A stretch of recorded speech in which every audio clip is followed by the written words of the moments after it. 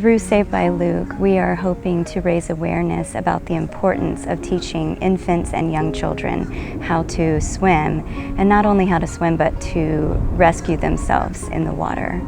Luke and his sister Vivian were born on February 5th, 2011 in St. Petersburg, Florida. They were about 5.5 weeks early, so they spent a little bit of time in the NICU, plumping up before we were able to bring them home.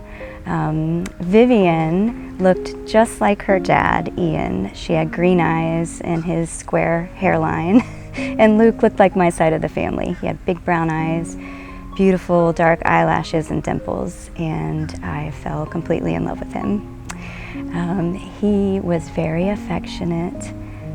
So sweet. He loved to snuggle. He would give me long, lingering kisses on the lips. But both of our twins were pretty precocious and strong-willed, and they loved to explore and loved adventure. We had Ian's wonderful mother and a very trusted nanny who would watch Luke and Vivian while we were at work. We thought that the home was the safest place for them at the time while we were gone, and we baby-proofed all the doors and windows, and we put up fences all along the seawall and all around the yard and around our pool as well. Swim lessons was one of the big questions that we had. Having never had children before, our swim lessons really ended up just being fun in the backyard. We had instructors that would come over and we would actually get in the pool with them. And it was twins together, getting used to the water, blowing bubbles in the water, going under the water. And, that was what we thought you were supposed to do as new parents. It's what we had read. There's even some literature that says, children really can't and don't start to learn to swim until the age of 4. So, we were just doing what, again, we thought was right. I just remember thinking that they had plenty of time. They were very young. They were not yet 2. And I thought they just have plenty of time to learn to swim, and we're doing the right thing, and we'll always keep them safe. Luke's accident happened one busy morning in November. Ian and I gave breakfast to the twins, and then we left them with our nanny and headed off to work. It was around mid-morning that Ian received a frantic message from the nanny that she could not find Luke. She had been searching around the house because she thought maybe he was hiding in a closet, because he really did love to play hide and seek. So she spent some time doing that, and then my husband, while he was hurrying home, encouraged her to put Vivian somewhere safe, I think in her crib with the door closed, and to go outside the house and to actually look in the neighbor's yard and in their pools. At the time, we lived in a waterfront neighborhood, and while our pool and our entire yard and our seawall were fenced, the neighbors did not have any fences to their pool or their seawall. There was something called grandfather laws, and that allowed people to not have to fence their seawall or their pool, so there were no barriers to our neighbors' bodies of water. And I remember we were very concerned about that at the time, but we were new parents, and we thought we were doing absolutely everything to keep them safe. And I just know that we never thought they would get out of our sight, and we thought that our home was very secure. I got a call from our nanny, and it was rare that I would get a call from the nanny, and it was still relatively early in the morning.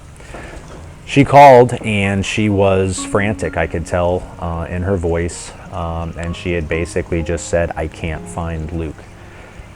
And those are words a parent never wants to hear. You don't really know what to do or know what to say. And so I remember just telling her, lock Vivian in her room and go outside. And I think I said, just start screaming for help until neighbors or other people could come and know that you needed help and that we couldn't find our son Luke. Unfortunately, when I turned the corner, I did see the paramedic van out front of our home. and came in, unfortunately, to see paramedics around Luke in the living room floor, and he had turned blue. And so I followed the ambulance to Bayfront and All Children's Hospital, and tragically we didn't know what was happening. The paramedics remarkably were able to resuscitate Luke, and again, first-time parents never having been through this, Robin and I were relieved. We thought, thank God, he was going to be saved. But it turns out he had been under the water for too long. They had estimated at least 20 minutes or so he had been under the water, and by that time he had suffered too much brain damage.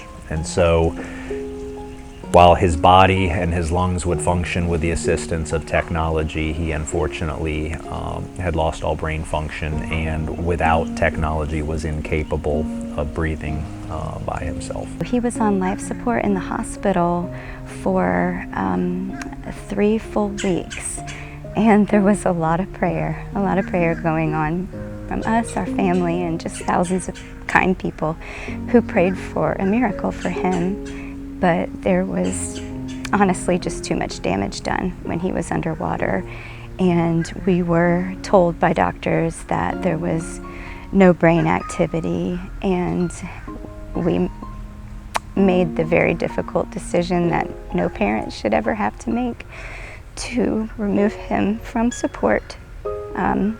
And I held him. As they removed support, I remember feeling his little heartbeat stop.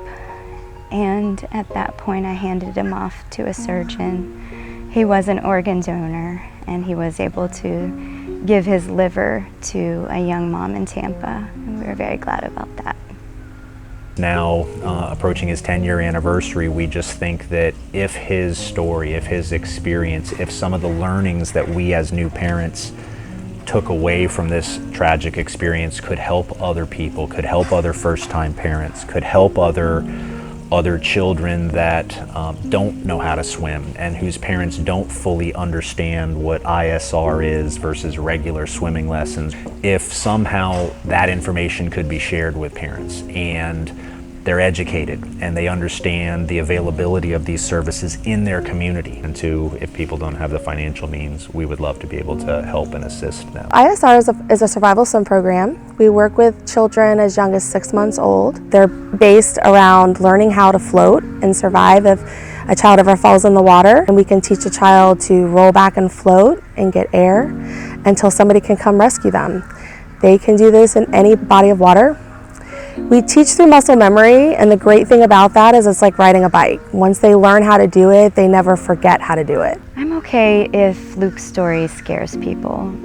I remember as a new parent, I had heard about child drowning, but if I'm perfectly honest, I subconsciously thought that that only happened to other people. And when I heard those stories, I probably assumed that they were bad parents. But it happened to us in an instant. Our son is gone, Vivian's twin is gone, and our lives are changed forever. Everything in our lives is either before or after that tragic day.